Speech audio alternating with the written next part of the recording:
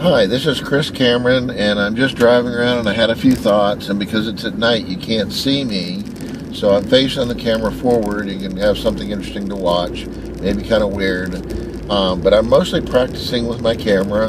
I wanted to make a series of videos for a while about different topics and pass some information along that I've gained over the years that may be useful to you. So I'm experimenting with using my S3 rather than buy a specific camera to video myself or make these notes on, and it turns out it's working out pretty good, but we'll see. So I may or may not publish or keep these, but I may post them just as practice for a while until I make something better quality. So again, kind of weird that you're watching my dash and I'm kind of just driving home, from work. But I wanted to go ahead and share these thoughts. So I'll get right to it, which is this series is on money and money management and how to treat money. A lot of people aren't good with money.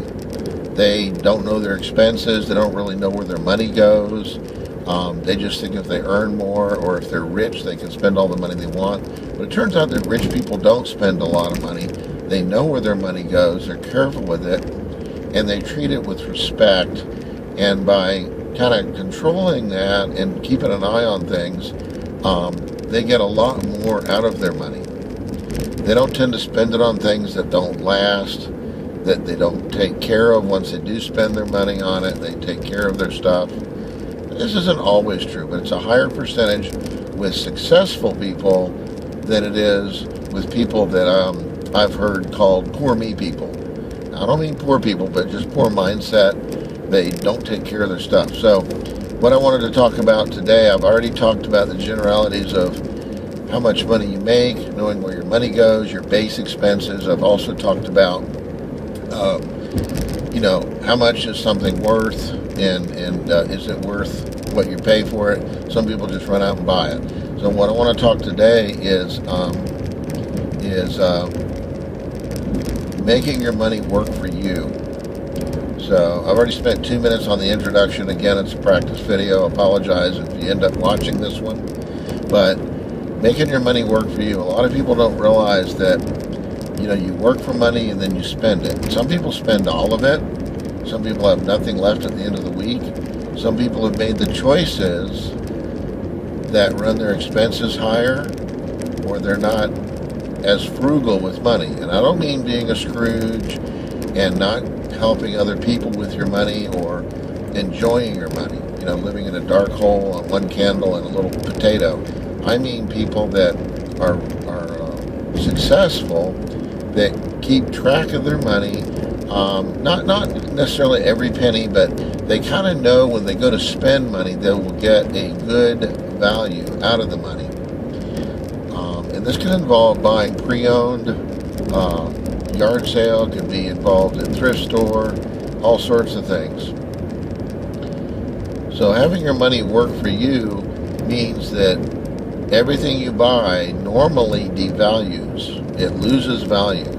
So if you buy a car, it's worth less and less over time. So it's not really an investment. Now, and especially in America, it's a very consumer-driven society. But the way most of America is set up, except for some of the big cities, you need a car to get around, to do your errands, and it makes sense. It's affordable for most people. And maybe you ride the bus and that's fine, so maybe the car doesn't apply to you. Or maybe you're in a big city and you ride the subway or you ride in a carpool. But anyway, you want to look at, do you need to buy things that lose value? Some things, of course, you need to, like you need to buy food, you need to buy clothes. They don't tend to go up in value. But if you have things that you can purchase that make you money, and then it will make you money from there on. Like if you have experiences, do you write a book online? And then now people can buy that book, and that one writing, as people buy it, you have money coming in, or cash flow. Could you set some money aside and invest in something that earns money, like a business or real estate? And you might have several businesses. it's maybe not the best idea to only have a job. Maybe have a career, maybe develop your mind if that's good for you. You don't have to be smart to earn money. I know lots of people with an extremely modest education that learned how to make money, and they get people working for them so they can hire the brains in as they grow with their organization, but their idea earns them money, whether it's buying property or developing a series of books. Books are never by the best written book. You don't have to go to high journalism or creative literature schools. They're the best-selling books. So a lot of things come down to what will people pay for.